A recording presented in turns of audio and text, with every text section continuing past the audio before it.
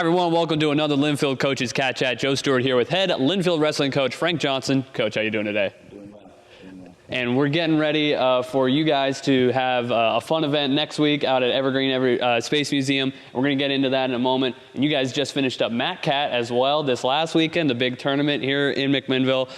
But after a break in December, just how's the last few weeks of post-holiday training been going for your team? Well, we put them right back into it. In fact, we started with, it's great that we have the jam turn because we can train more.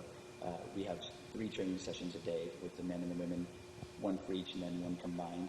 And we did a track workout first day back. And so it was tough for them, but they jumped right back into it. They're doing very well. That's definitely how you shake off the holiday rust, getting that cardio in, right? Yeah. But coming off Mat Cat and a successful day, I would have to say, by a lot of standards. You had a couple of champions and multiple first place match appearances for both the men and women. A busy day for you, I'm sure, but how would you evaluate performance from the Mat Cat Invitational? I think the most satisfying part about that was guys that have wrestled people for the second time. For example, Jacob Barnes, the kid that he beat easily, I wouldn't say easily, but he pinned him. Who knows how it would have gone if he hadn't pinned him, but that kid beat him 7-2 at the Mat Cat last year. So that's a great sign. And then Max Vandermeed lost in our duel, and then came back and beat that kid by tech fall. So that's really satisfying. And then to see Alice come out and win over a ranked girl, that was really exciting. And just having her back on the mat's been great for us. Yeah, Alice Rickett, I mean, she had been out since early November, but came back to win the title in the 143-pound division. What did you think about her performance, and just what has stood out to you about her ability to get back in the swing of things and come out and stack some wins as soon as she got back on the mat again? She's a very dynamic person. She's super powerful physically, and she's just really solid. And when you get an injury like she had, it's so tough because it was early on, and it's so discouraging after making all that progress. I mean, it's tough to get in shape, but after an injury, it's twice as hard. And she's such a rock. She really is. I mean, she's a rock physically. you know that when you see her perform. But she's a rock mentally, too, and she's such a great addition to the team. It's so good to have her and just going at it every day. What does it do for a team's energy in that kind of situation to watch, a team leader like that come back from a long injury and instantly come back and get a win? I mean, I have to imagine the energy was pretty high after she got her title there. Sure, and she's the kind of person that everybody celebrates her success because when she was out, she did everything she could to support her teammates. And, whether it was filming, whether it was recruiting, she's a real team player. So it was exciting for everybody to see her win. And then you mentioned Jacob Barnes. I mean, he cruised to first place in the 285 heavyweight. No more than 63 seconds to win by fall in any of his 4 bouts. With a guy like him, what do you even say going into these meets? I know, obviously, for this one, there was one guy that, as you mentioned, had beat him last year, but he took care of business there. But what do you even say to a guy like that going into meets? And how do you make sure that he's still being challenged enough to evolve and progress as a wrestler? We do that by getting him in the right atmosphere. He's got the #1 ranked heavyweight in the country in our region. So, and that kid beat him last year.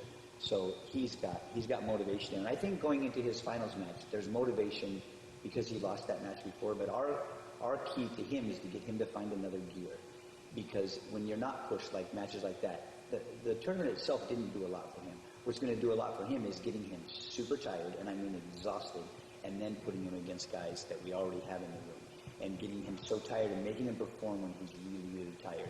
And that worked today. He was flat out on the mat after practice today. Good. Ran him out of energy. Good. Last time we talked, you told us about the Champions of Character program that you guys have going on with your team. How's that going, and who are some recent Champions of Character that have stood out to you as of late? So our last 2 Champions of Character, I actually didn't see who the Champion of Character was today because they pick each other, right, so that they would pick the next one. But Ayana Medina is one of them, and she's another one who, similar to Alice, she's had, and they were actually teammates in high school. And Ayana, she was a high school All-American. She had lots of success, and then she's been dealing with all kinds of injuries. And for her to just stay back at it, she never misses a lick. And she's an inspiration to her teammates because even though she can't compete, she's still working very hard. And she's had some pretty significant injuries. And the other one on the men's side is Jacob Moore. And Jacob is just, his teammates just gush about him because he's such a hard worker. and he'll be in here before practice, he'll be in here after practice, he'll be at the women's practice, he'll be at the men's practice. So he's just a real solid worker, and we're looking forward to his work turning into success on the mat. And he was a finalist this weekend as well, but he's had a concussion. He's been out for almost a month. But now that he's back, I think he's going to do very well. Always great to see. So coming up, unfortunately, you were supposed to go to the Oregon Classic with the women's team this weekend. We're taping this on Friday, or on Thursday, right before was expected to be a big winter storm hitting our region. So unfortunately, not going to be able to make the trip to Redmond. But some really exciting action next weekend. The first ever night at the museum, as you guys are going to be hosting Umpqua College on Tuesday, January 16th, 7 o'clock at the Evergreen Space Museum. Tell us about this event and the exciting change of scenery. Yeah, so the idea there is it's January, there's not a lot of students on our campus, so we wanted to do something special, and we think that's going to be really special because of the setting. We're going to be right down there with these fighter planes, and we're hoping that it's going to become an annual event, and we'll get a big-time D3 team out here, and we'll get them out here to wrestle with us every year, and it'll get some national media coverage for us eventually. This first time, this is our first go at it. The best way to describe it would be it's sort of like the Battle of the Midway. They had on an aircraft carrier, they had a wrestling match, and it was just really cool. So it's going to be a really novel thing, but the best way to figure out how great it's going to be is to come. It's going to be really, really cool. And I think people, at first you think, wrestling in a museum, what's that all about?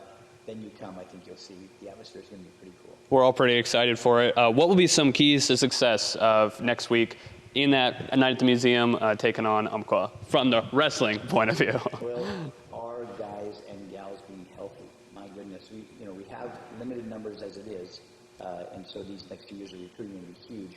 But we've got some concussions, we've got some owies. We just need to keep them healthy and get them to wrestle 7 minutes, and for the girls 6 minutes. And I'm sure for wrestlers, I feel like they're just so tough from the mindset, they want to fight through everything. I'm sure kind of trying to keep tempered expectations with recovery is part of the job as well for you. Well, unfortunately, Emily is out. She had a match in the finals with a #1 ranked JUCO girl in the country, and we were just working on how we're going to change things in that match, because that was going to be a rematch, but that's not going to happen now because she's out. But yeah, get them healthy.